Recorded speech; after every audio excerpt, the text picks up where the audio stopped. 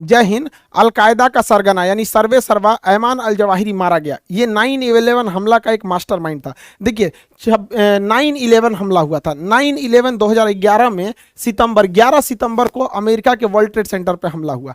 देखिए, जब अमेरिकन भाषा लिखते हैं ना तो उससे थोड़ा पहले महीना लिख देता है सब, अब बाद में तारीख लिखता है सब। तो जैसे ये 9 जो लिख रहा है ना, ये महीना है, सितंबर महीना। अभी अगस्त 8वां चल रहा है, सितंबर 9 आएगा, तो सितंबर पहले लिखता है। तो 9 सितंबर 2001 को हमला हुआ था। और हम लोग पहले तारीख लिखते हैं, जैसे हमारे यहाँ हुआ था 26/11 यानी 26 नवंबर, तो हम लोग पहले डेट लिखते हैं, उसके बाद महीना लिखते हैं। आई सीबीएसई वाला जो है सब ना, पहले महीने में लिख देता है सब, उसके बाद डेट लिखता है सब।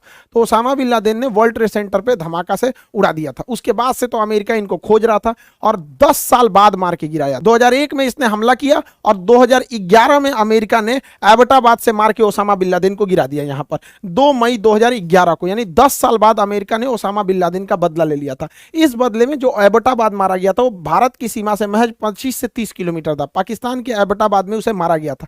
इस ऑपरेशन को अमेरिका के सील कमांडो ने, नेवी के सील कमांडो ने इस ऑपरेशन को कंप्लीट किया था। लेकिन इस हमले का जो मेन मास्टरमाइंड था ओसामा बिन लादेन तो फेस था, जबकि पूरा बैकग्राउंड पूरी संभालता था ऐमान अल जवाहिरी। ये पेशे से एक डॉक्टर था, ओसामा बिन लादेन इंजीनियर था। तो ये सब पढ़े लिखे थे सब, पता नहीं कैसे इधर चला आया सब यहाँ पर। हम लोग के यहाँ तो छोट मोट गुंडा तबाही मचा देता है, तो देखते हैं विकास दुबे वगैरह, ये जो इंटरनेशनल है सब, भयानक भयानक मारता है सब, होलसेल में उड़ाता है सब। तो ओसामा बिन लादेन एक फेस वैल्यू था अलकायदा का, जबकि सारा अंदर का ऑपरेशन ऐमान अल जवाहिरी देख रहा था। तो 2011 में जैसे ओसामा बिन लादेन मारा गया, तो अगला जो पूरा इसका सुप्रीम कमांडर, जिसे ये लोग कहते हैं सरगना, वो ऐमान अल जवाहिरी बना। ऐमान अल जवाहिरी को मारने के लिए अमेरिका पहले बहुत बार किया, कई बार इसके प्रयास असफल रहे। तो इसकी टोटल जिम्मेदारी सीआईए को सौंप दिया गया। ऐमान अल जवाहिरी की रेकी सीआईए कर रही थी। इसे फरवरी में ही इनपुट मिल गया था कि Ayman al Zawahiri Haqqani group के साथ मिलकर काबुल में शिफ्ट हो गया। तो इसने काबुल के आसपास के घरों की रेकी करने चालू किया। इसने क्या किया, सीआईए ने महिलाओं को भर्ती किया और वहां की महिलाओं को उस एरिया की रेकी करने के लिए दिया गया। तो काबुल के एक बिल्डिंग में पाया गया कि यहाँ ऐमान अल जवाहिरी जैसा दिखने वाला कोई व्यक्ति आता है खिड़की पर। तो यहाँ से कुछ दूरी पर ड्रोन कैमरास को फिट किए गए और सैटेलाइट इमेजिंग ड्रोन से फिगर लाया गया, जिससे ये पता चल गया कि ऐमान अल जवाहिरी अक्सर इस बालकनी में आता है और ये कंफर्म हो गया कि अल जवाहिरी है।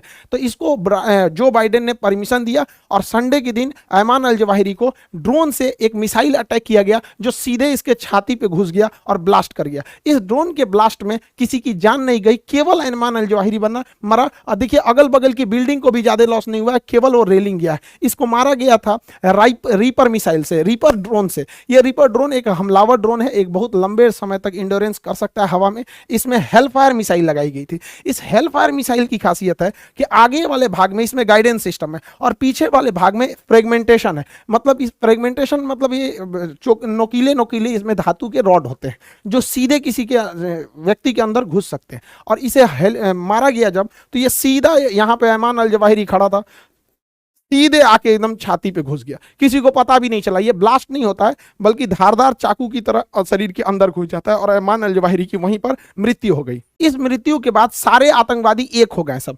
अलकायदा, तालिबान और पाकिस्तान में पन रहे जो पाकिस्तान का तालिबान है, तहरीके तालिबान पाकिस्तान जो है, टीटीपी जो है, वो सब एक हो गए। और इन तीनों को ये लगने लगा है कि इस हमले में पाकिस्तान ने इसका साथ दिया है और कहीं ना कहीं पाकिस्तान भी सॉफ्ट हुआ है आतंकवाद के मुद्दे पर। अमेरिका जिस तरह से कहता है आतंकवादियों को, पाकिस्तान अब उस तरह से दबाने लगा है, क्योंकि इनके पास भिखमंगे हो गए, पैसे नहीं है यहाँ पर। तो अब ये तीनों मिलकर इनसे दुश्मनी कर लिया। अब इन चोट्टों को समझ में आ रहा है कि सांप पालेंगे तो एक दिन तुम्ही को काटेगा यहाँ पर।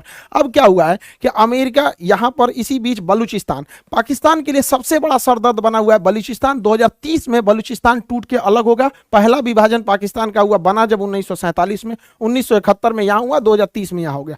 बलूचिस्तान में बाढ़ आया हुआ था और बलूचिस्तान में यहां से आर्मी के टॉप कमांडर्स का हेलीकॉप्टर जा रहा था। तो ऐसा कहा जा रहा है कि इसके ऊपर भी वहां बलूचिस्तान रिबल्स ने हमला किया था। इस हमले कहिए या दुर्घटना कहिए, इसमें यह पूरा का पूरा हेलीकॉप्टर क्रैश कर गया और उसमें टॉप लेवल के अधिकारी थे। लेफ्टिनेंट जनरल सरफराज अली ये अगले सेना प्रमुख होने वाले थे और इमरान खान के काफी करीबी थे। हमारा चचवा तो ऐसे ही गया, सोच रहा उसका करीबी मारा गया। दूसरा, ब्रिगेडियर अमजद हनीफ, ये ब्रिगेडियर रैंक के थे। ब्रिगेडियर खालिद, ये इतने बड़े बड़े अधिकारी थे। मेजर अहमद, मेजर मन्नान, ये इतने बड़े बड़े अधिकारी इसमें मारे गए हैं यहाँ पे। तो ऐसा कहा जा रहा है कि ये दुर्घटना भी हो सकता है और साथ में ये भी हो सकता है कि बलूचिस्तान रेबल्स ने यह किया है। देखिए, पाकिस्तान अलकायदा के मारे जाने से यहाँ पे एक बलूचिस्तान रिबल आतंकवादी मतलब उग्रवादी पहले से अलगाववादी हैं। यहाँ तहरीके तालिबान है जो पाकिस्तान को कहता है कि जिस तरह तालिबान ने अफगानिस्तान को कब्जा किया हम पूरे पाकिस्तान को कब्जा करेंगे। यहाँ अलकायदा मराया है वो ऐसे ही भड़का हुआ है पाकिस्तान के ऊपर,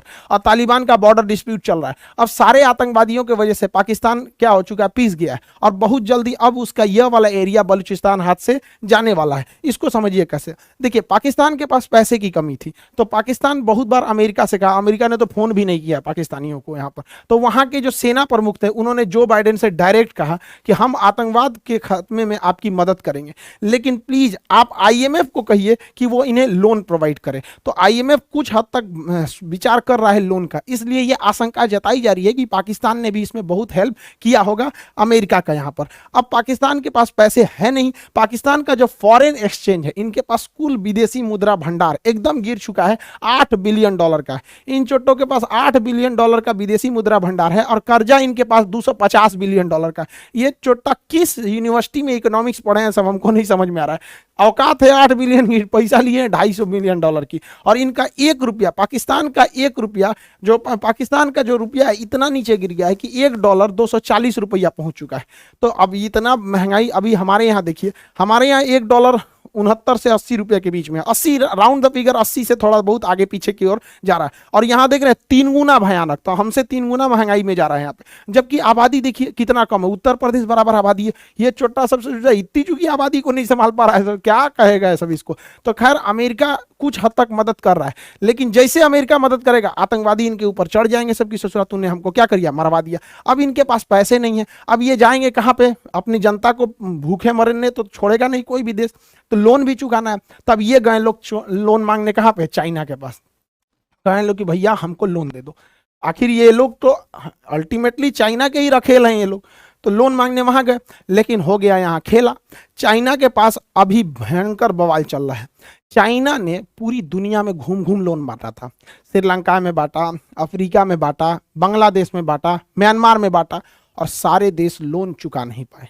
अब चाइना के बैंकों के पास पैसा हो गया खत्म, और जो लोग चाइना के बैंकों में पैसा रखे थे वो लोग गए मांगने कि हमारा पैसा दो, तो बैंक कर रहा आपका पैसा तो श्रीलंका को दिए थे डूब गया, आपका पैसा माली को दिए थे डूब गया, आपका बांग्लादेश को दिए थे डूब गया, म्यांमार को दिए थे डूब गया। अब वहां के लोग भयानक सड़कों पे उतर गए कि चोट्टा हमारा पैसा तुम डुबा दिए यहाँ पे। तो चाइना गवर्नमेंट ने सड़कों पे टैंक उतार दिया, कहा कि ससुरा तू नहीं, तुम ज्यादा कूदेगा उड़ा देंगे तोरा टैंक कैसे, यहाँ पर इतना खतरनाक है सब। तो एक तो इनके पास पैसा नहीं है, ये पैसा देने वाले भी नहीं है, दूसरा चाइना फंसा हुआ भी